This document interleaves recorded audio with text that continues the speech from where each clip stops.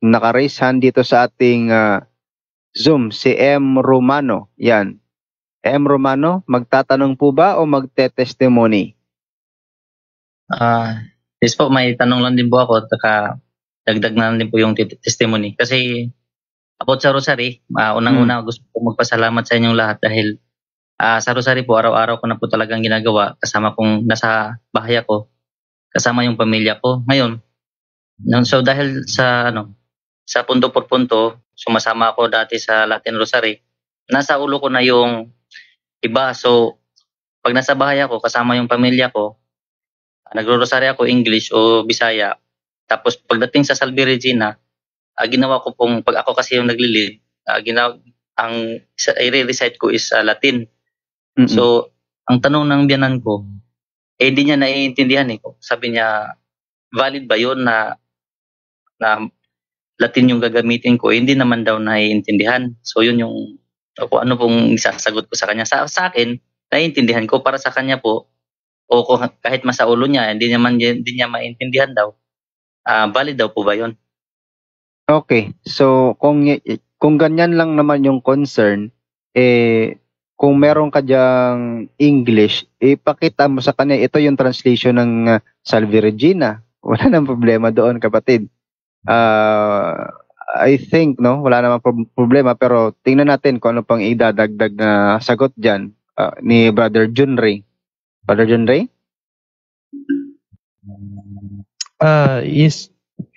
Yes, Bro Romel, no. Kapatid, hindi naman din kasi necessary na maglatin tayo, lalong-lalo na sa panahon natin. No, unang-una kasi ipinapa-avoid nga sa atin ng simbahan ang pagdarasal ng ganyan dahil maliban sa misinterpretation ng iba, dapat maliban sa naunawaan mo yung binibigkas mo, tama rin yung pagkabigkas mo. Na much better kasi na mas pinipray natin siya na nauunawaan natin siya kasi mas mabibigyan natin siya ng more may express natin ba kasi nauunawaan natin siya. Hindi yung para tayong kaset lang na dahil alam natin magbasa ng Latin, para lang tayong kaset na nagbabasa lang dyan na parang hindi naman natin naunawaan, hindi naman natin siya, kung sabaga, hindi ko naman sinasabi na mali mag-Latin ha. As long as naunawaan mo at na ano mo siya ng maayos, yung pagbigkas. Kasi mawawalang saysay kapatid kung nananalangin ka na para ka lang dahil lang sa gusto mo lang. No? At yun na nga, hindi nawawala yung kritisismo ng mga nakikinig sa'yo na hindi nila naunawaan ano yung sense ng panalangin kung may doubt sa iyong pag-iisip, may doubt sa part ng iyong panalangin, di ba? Destructive yun. Hindi naman tayo sinabihan ng simbahan na lahat ng tao kailangan pag nagrosaryo mag-Latin. No? So, okay lang mag-Latin kung yun nga, naunawaan mo, tama ang iyong pagbigkas. Kasi kung magla-Latin ka lang dyan, na hindi, without understanding, without expressing the proper pronunciation, then para ka lang din kaset na walang buhay. No? Kaya for me, brother, make it sure na naunawaan natin yung paglalatin at na-express mo ng maayos yung salitang Latin kasi mahirap talagang paglalatin. At yun, tama si Bro Romel, no? Doon sa nagtanong sa'yo, dahil hindi niya naunawaan, ipaunawa mo muna. Then, turuan mo yung tamang pagbigkas ng Latin kung marunong ka talagang mag-Latin. Kasi ang panalangin, kinakailangan niya ng dito. Kinagamitan niyan dito sa puso, hindi dito sa dila. No? Puso, kinakailangan yung intention mo ay dahil sa gusto mong i-meditate, no, yung iyong gustong mangyari doon sa Diyos. Ganun dapat ang panalangin natin, kapatid, hindi lang dahil sa ginagaya natin yung iba dahil naglalatin sila, no? Hindi na, this is not necessary dahil anumang lingwahe ang yung gagamitin sa panalangin kapag nandito at nasa state of grace ka, dinig na dinig ka ng Diyos, kapatid. No need nating maglatin kung hindi naman kinakailangan. Yun lang, pero hindi naman masama maglatin. Basta yun na-express mo siya ng maayos at nauunawaan mo. Kasi kapag naglalatin ka lang dyan dahil gusto mo, dahil nakita mo sa iba, wala ka nang pinagkaiba sa radyo niyan. Yun lang, kapatid. Okay. Yun po yung sagot. Brother Romano, do you have any follow-up question or what? Maraming salamat po, Brother John Ray. So, yun, iiwasan ko na lang kung sa pronunciation, nung sumasama ko kina Ate Hilda noon, kina Ate Edna. So, tinuturoan naman kami kung paano. Tsaka naintindihan ko rin naman. So, kung meron na namang iba nakikinig, kasi mula kasi yan sa Salve Regina, kasi mas nasa ulado ko yung kanta ng Salve Regina compare sa English, kasi kailangan ko pang basahin, di ko nasa ulo yung sa English. Okay, basta ang sabi ko sa iyo, kapatid, as long as ikaw sa sarili mo naunawaan mo siya at na-express mo ng maayos yung pagdadasal ng Latin, walang problema yun. No? At doon sa sabi ko nga sa mga nagda-doubt doon sa sinasabi mo, ipaliwanag mo muna sa kanila. Dapat malaman din nila yung gagawin mo. Hindi yung mabigla na lang sila ba? Kasi nakaka-distract yun sa panalangin. Kailangan sa panalangin natin magkaisa din tayong lahat. Walang problema doon, kapatid, paglalatin, basta't alam mo lang yung ginagawa mo at ipaunawa mo muna doon sa mga kasama mo kung meron man. Para at least hindi sila magulat. No, tulad niya, nangyayari, di ba, tinanong ka pa nila, ano ba, hindi ko naunawaan. So, nawala yung solemnity of prayer. Dahil napalitan ng, doubt, confusion, mga ganun na bagay ba, nawala yung essence of solemnity. So, yun ang dapat nating iwasan. So, kailangan, kung gusto mo maglatin, na may kasama ka, ipaunawa mo muna sa kanila. Then, yung tamang pagbigkas, kinakailangan, kung marunong ka talaga, kinakailangan ituro mo din sa kanila. Para hindi naman mawalang kabuluhan o saysay yung kanilang sinasabi, kapatid. Yun lang. Okay. Alright. Yan, Brother Romano. Okay. May follow-up ka pa po, kapatid? Wala na po, okay na po. Maraming salamat po sa inyong lahat. Okay, God bless po. At pagpatuloy lang po yung pag-rosary po, no? Kasi yan po ang ating weapon sa ating pong battle na hindi po natin nakikita. Okay, God Yes, bless po. Yes, thank you. Sa rosary po, kung may nakikinig naman, marami namang nakikinig. Okay, yan. Yan po Talaga, si sa buhay ko. Tsaka, pag in doubt o may kailangan o may basta lahat ng masaya, malungkot, so nagro-rosary ako. Sa awa ng Diyos, ang dami talaga. Hindi ko na iisa-isahin. Basta masasabi ko po na ang dami ko po talaga answered prayer talaga. So, yun po, kung sino mang nakikinig sa akin. Tsaka, nagpapayo din ako sa iba hanggat maaari talaga. Everyday prayer rosary talaga. Ayun lang po, maraming salamat. Okay, thank you so much, Brother Romano. Okay, yan. Dito na, wala nang nag-raise hand. Paano ba yan? Wala nang nag-raise hand. Nandito na lang. Bro? Hanggang dito na lang. Wala nang nag-raise hand. Okay. Wala nang nag-raise hand. Wala nang... Ay, meron. Meron naghabol. Isa pa. Sige. Pahabulin natin si Jeracel Rayos. Hasta unmute po. Hello po. Good evening. Good evening po sa lahat. Yes. Hindi po Magtatanong ako po ba o makapag-open ng video. Okay lang po ba? Okay lang po. Magtatanong o mag-share po? Hello? Hello po. Naririnig po ba kami dyan? Mag-share po ako about my... Hello? Yes. Go ahead po, sis. Jeracel, go ahead po. Hello? Hello. Hello rin. Naririnig ka po, naririnig ka po. Jeracel, naririnig mo kami? Hello po. Wala ka ba? Naririnig ka, te. Ngayon lang po. Sige po. Okay na po ba? Marinig po ba ako? Yes, naririnig po. Yes, naririnig ka po. Naririnig ka po. Yes. Yes. Kaya nga po. Good Break evening it po down, sa lahat. Sorry. Good evening din po sa lahat at saka sa lahat na nanonood po. Gusto lang po akong mag-share about my experience po doon sa May, sa pwede bang makita yung camera mo, sister, or picture? Hindi daw bro. Ay, hindi ba? Okay. dito po Sige lang, okay lang yan, ako okay lang. ngayon sa Kasi may may Oo. kapitbahay kasi kaming Rayos, baka kilala ko siya ba. Okay, patuloy, sister.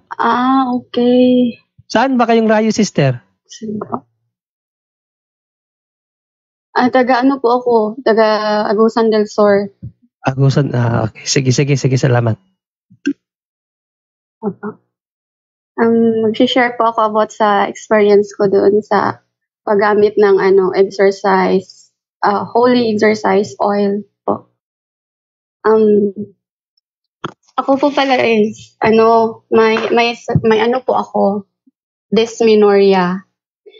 Actually bro, Bro John Ray, ako yung nag-comment last time during na may nag-testimony. Yung first time na may nag-testimony din na ako nag-comment doon sa YouTube, channel na 15 years na may dysmenorrhea ako.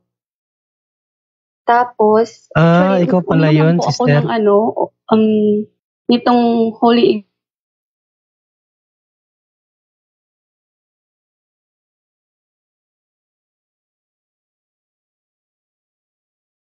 Hala na, wala.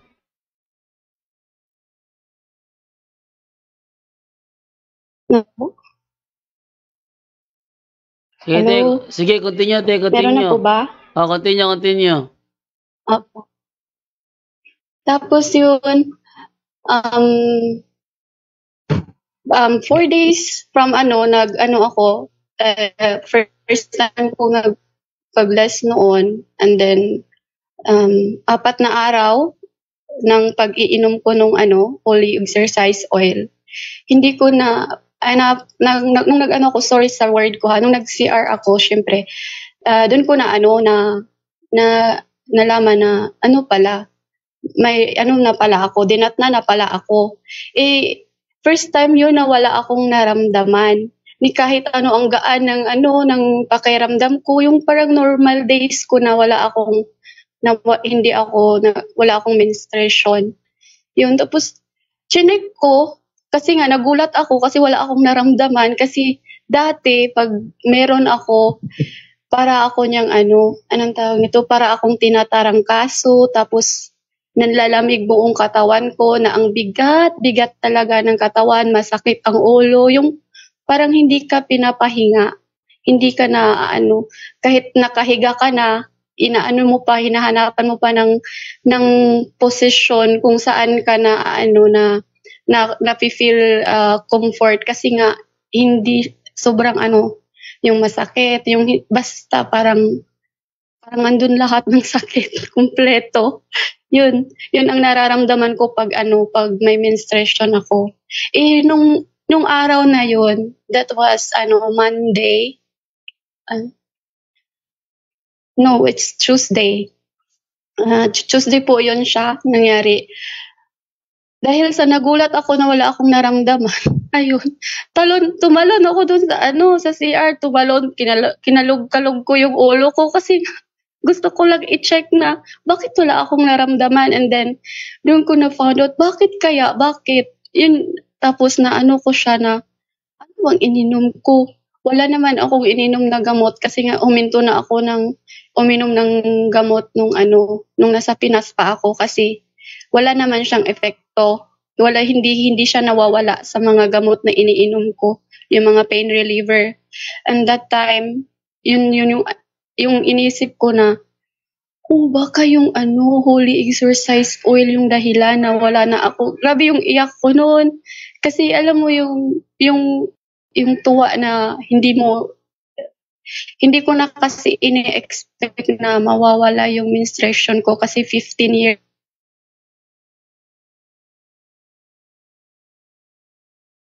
years na siya eh. Parang natanggap ko na sa sarili ko na ganito na ay yung sinabi ko lang kay Lord na, Lord, kung ano, may something ba sa katawan ko kasi inborn ay, hindi naman inborn. Pero, nung bata pa ako, ano po talaga ako, so,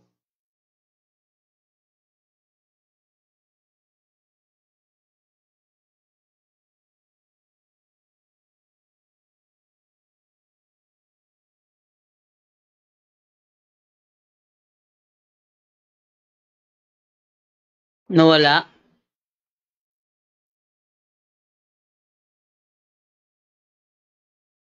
Nawala siya ng tuluyan.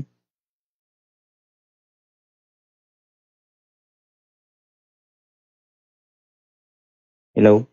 Baka nawala rin ako. Hello? Nawala nga. Eh.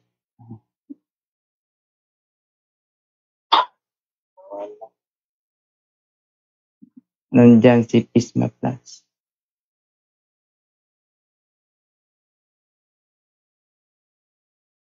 Okay bro, may ano sa akin dito, actually matagal na to tanong. So ba ano natin muna kay Bro Romel o Bro Jundri o Aljan.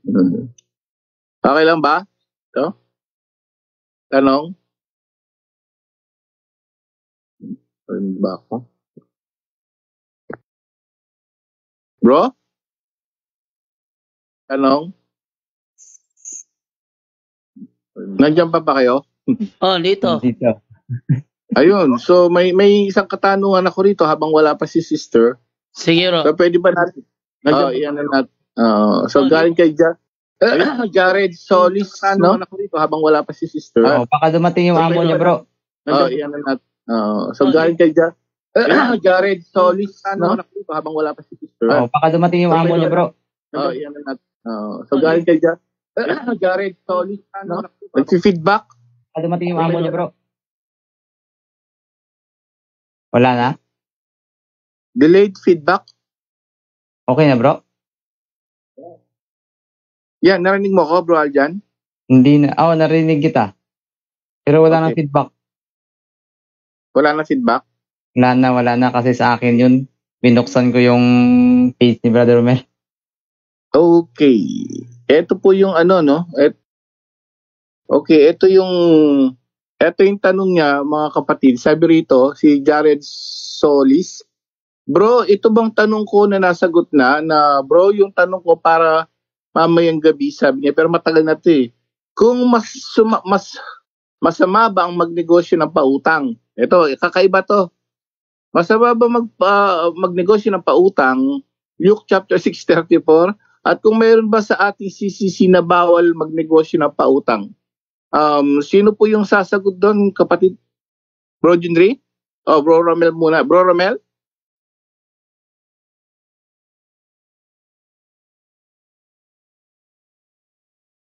Wala na sila?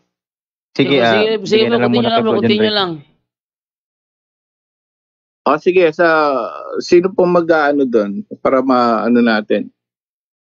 Ma-check natin kung sinong bro, sinong mag-ano, Bro Jundri? Si Bro Romel, magsasagot na si Bro Romel. Nasa pawan lang. Sige lang, ikaw na lang, Bro Jundri.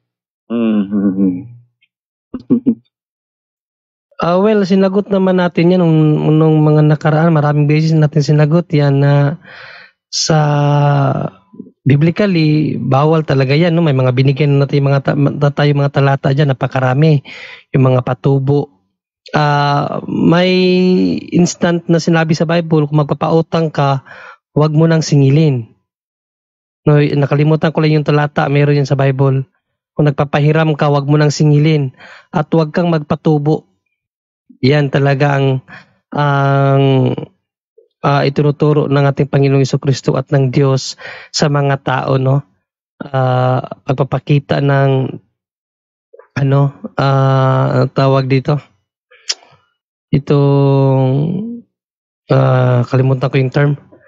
So yes, biblically talaga, again, ulitin natin yung pagpapautang, bawal yun lalo-lalo na kung may patubo, no?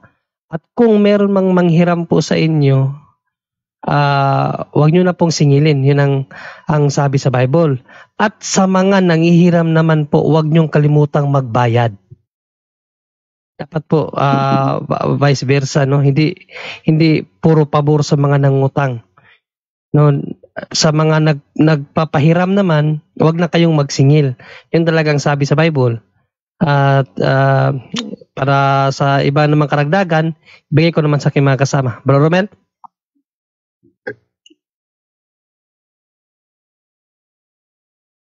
Yun na yun. O, magbibigay na lang tayo ng mga talata tsaka mga ano, no? Ecclesiastes 29 ba yun? Okay, ano muna tayo? Exodus, Old Testament, Exodus 22:25 nga po. Exodus ano bro? Chapter 22 verse 25. Tungkol sa pautang po ito. Ito ang ating mababasa. Show the Bible. Kung magpautang ka ng salapi sa kaninuman, taglit ko. Kung magpautang ka ng salapi sa kahit kaninuman sa aking bayan sa dukang kasama mo, huwag mo silang papakitunguhan bilang tagapagpautang. Huwag mo siyang papatungan ng tubo. Ayan, so isa po, Deuteronomy chapter 23 verse 19. 23:19 at ito ang mababasa. Huwag kang magpapahiram na may patubo sa iyong kapatid.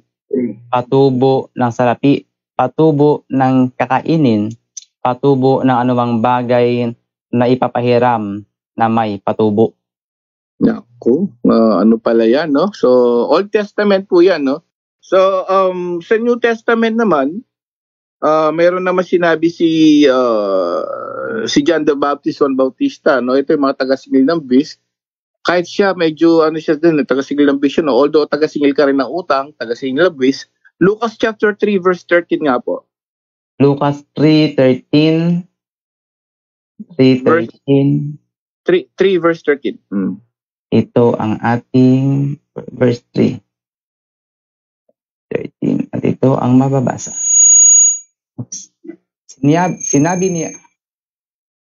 Sinabi niya sa kanila, huwag na kayong sumingil pa ng higit kaysa inutos sa inyo.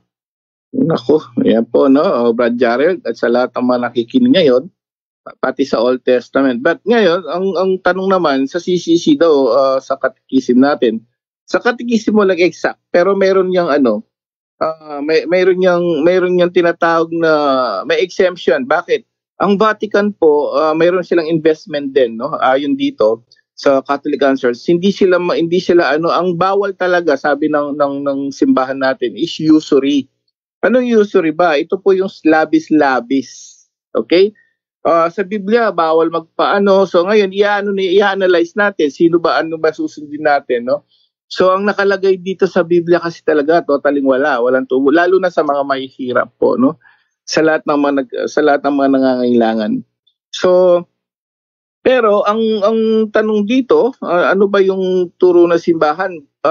Bro Aljan, yung sinend ko sa iyo, pwede siyang basihan yon, Bro Jared, pwede mong islas yan. Isa yan sa basihan ng Catholic Answer po. Okay, saglit, i-download ko muna. Yan naman ang turo ng simbahan. Siyempre, sila yung masigit na nakakaalam sa Biblia po at sila yung magpapaliwanag niyan. Wait, share screen ko na lang, no? Ito ang kaniyang sinabi. Nakita na? Sige bro, lakayan mo na lang. Ayan na siya. The Catholic Church, tama ba? The Catholic Church still forbid usury, meaning extortionate charges, providing penalties in C2354 of the Code of Canon Law. But this does not mean that all interest taking is sinful. Diretso pa. The Vatican itself invests in interest bearing. Yes, so ito po yung malinaw, no, yung sa bandang unahan, usury po, ano po, yung parang ina-extort mo na yung tao sa sobra-sobra. So, pati si Jesus doon, naalala natin yung sabi ni Jesus sa Mateo 25, 26, 27 nga bro. Mateo 25, 26 to 27. Meron din siyang binanggit dyan na sana nilagay mo sa bangko para may tubo. Naalala niyo yun? So para ma-analyze natin talaga ano ba talagang bawal dito. ito yung nakasulat sa Mateo 25:26. Ngunit, Chapter 25, verse 26 to 27. okay. Ngunit sumagot ang kanyang Panginoon at sinabi sa kanya, ikaw nakasama at tamad na alipin. Palakihin mo nga bro. Ba? Palakihin? Maliit? Ay sorry, naka-share screen pala rin para ako. Ayun. Thank you so much. At ito ang mababasa. Ngunit sumagot ang kanyang Panginoon at sinabi sa kanya, ikaw nakasama at tamad na alipin. Alam mo palang ako'y gumagapas sa hindi ko hinasikan at nagtitipon sa hindi ko kinalatan na binhi. Tuloy. Dapat siya'y Dapat sana'y inilagak mo ang aking salapi sa mga ngalakal ng salapi. At nang sa aking pagdating ay matanggap ko kung ano ang akin pati na ang pakinabang. Sa ibang term yan, tubo no? Sa bangko yan, tapos tubo daw. So si Jesus, meron naman siyang inaintindihan niya. So pinaliwanag po nung Brad Jarrell sa mga nakikinig na simbahan. Even ang Vatican po, nag-i-invest sila. Siyempre, pagka pag tumutubo ang Vatican, sinishare nila yan sa mga charity works natin. No? So, ano ba talaga ang ista ng simbahan? Ayun, malinaw po yung sa tinext ko sa iyo bro Aljan na ang pinakabawal, forbidden is usury. Yung sobra-sobra yung mga 5-6 sobra-sobra tubo. Pero it doesn't mean, sabi sa baba, pakiulit po yan, ito yung sagot na simbahan. Final sagot, yung tinext ko sa iyo bro, ulitin lang natin. Ito po yung final na sagot na simbahan para maliwanagan tayo lahat. At least church na nagsabi niyan. Yung tinext ko sa messenger.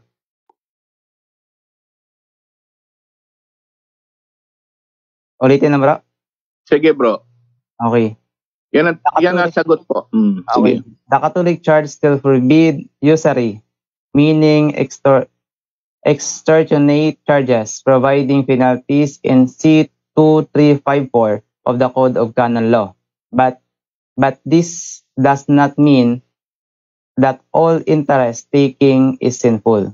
The Vatican itself. Stop there po. Pause po. Ayan, napakalinaw ng sagot ng ating ng church. So nakita niyo na po yung sagot. Ang sabi sa Old Testament, huwag ka magpatubo. Actually sa mga may hirap din 'yon, no? Tapos sa New Testament, huwag ka magpatubo. Pero sabi ni Jesus, sana nilagay mo yung pera dun sa mga sa bangko at tumubo. So parang okay lang kay Jesus yun yung tubo noong paman. And then so ano ba talaga? Ayan. Ang simbahan ang Catholic answers that. Ang sabi po niya, pwede but wag usury. Wag sobra-sobrang patubo. Kaya sabi itong huli, it's not a sin. Sabi niya gano'n. It doesn't mean it's a sin na magkaroon ka ng interest. No. Usury. Ano yun? Yung mga 5-6 po, yung sobra-sobra, pinahihirapan nyo na yung may hirap. Yun po yung bawal. Dinahilan ng simbahan kasi po ang Vatican din nag-i-invest. So para magkaroon ng interest. So yun po yung dyan. Yun po yung sagot dyan. And paalala ng Biblia sa mga may utang, anak ko, eto na. Awit 37 nga po, 21. Paalala po sa mga may utang last ano natin verse. Awit 37:21. Awit. Ano yung Tagalog bro? Chapter 37 verse 21. Awit sa MBB. Awit. Ano yun? Song of Solomon ba yun? Anumang hiramin ng taong masama, di na ibabalik sa kanyang kapwa. Ngunit Naku. ang matuwid na puso'y dakila, ang palad ay bukas at may pangunawa. Ayan po ang sabi ng ating Biblia. Ano mang hiramin ng taong masama, di na ibabalik. So yung mga hindi nagbabayad ng utang, masama sa no? Yun naman yun naman ang utang. Yung kanina po, yung nagpapautang, ano bang sitwasyon ko? Huwag sobra-sobra. According to the law, tama lang, minimal. Yung bangko, parang okay yan, yung bangko, kasi maliliit. Huwag sobra-sobra. Usury ang tawag ng simbahan dahil ang Vatican nagpapa-invest din. And then, ang Biblia sabi niya, yung mga may utang ngayon, make sure magbabayad kayo kasi masamang tao kayo sa paningin ng Diyos kapag hindi ka nagbabayad daw po ng utang. So sana po Brad Jared na naliwanagan po tayo sa sagot. Medyo mahaba-haba lang but at least now we understand talagang inanalyze natin yung sitwasyon hanggang sa Vatican hanggang sa Catholic answers. That's the answer po, no? Malinaw na malinaw po. Yun lang po. Maraming salamat. Sana may nakuha tayong aral. Salamat po.